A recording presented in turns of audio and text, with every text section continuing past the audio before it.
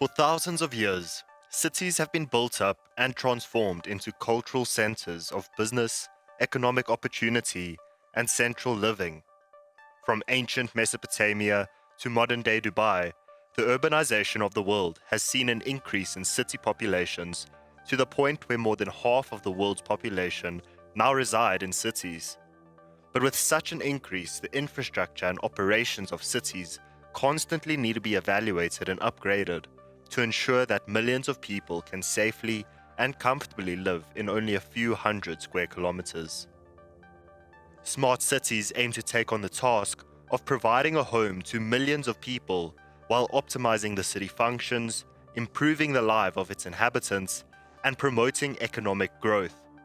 All of these functions stem from a technological infrastructure and the Internet of Things. But it isn't about how much technology the city necessarily has. It's more about how the technology is used to improve the overall quality of life of the city's residents. The data that smart cities collect on a daily basis can be used to serve its residents in many different ways.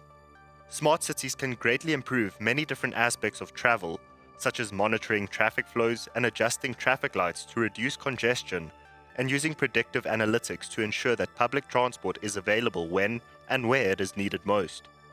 Early stage development ideas include the use of self-driving vehicles and intra-city hyperloop systems, which would make owning your own vehicle seem unnecessary.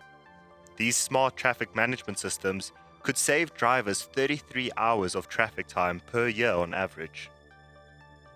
With millions of people living in cities, pollution is a side effect as fossil fuels are used for transport and energy.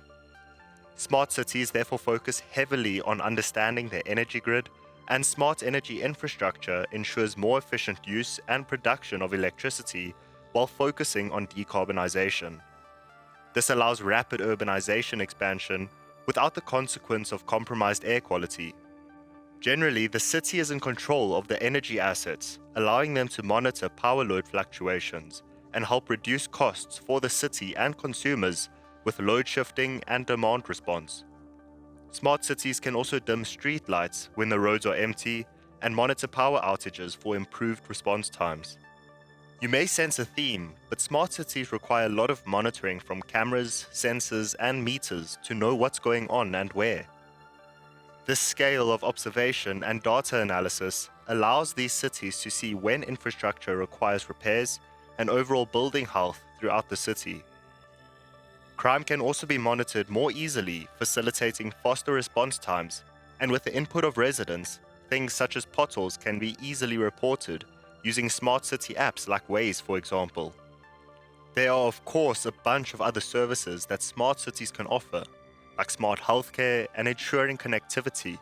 But the overarching idea is that they improve the quality of life for its citizens while being robust enough to support a growing population.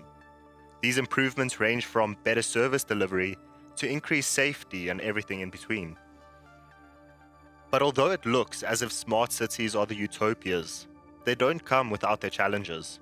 Connectivity is one of the most important aspects of a smart city, and ensuring that there are no barriers for any of the citizens to be able to connect can pose a challenge. Additionally, the citizens' data that is processed is confidential, but making people comfortable enough to trust the city and share their data can also be difficult, as some of the people may feel that all of the monitoring is an invasion of their privacy. Other challenges could involve recruiting residents to the newer smart cities being built from the ground up, like Saudi Arabia's Neom city, which doesn't have its own established population yet. Other examples of established smart cities include Singapore, which is said to be leading the charge of smart cities amongst others like Zurich and Copenhagen.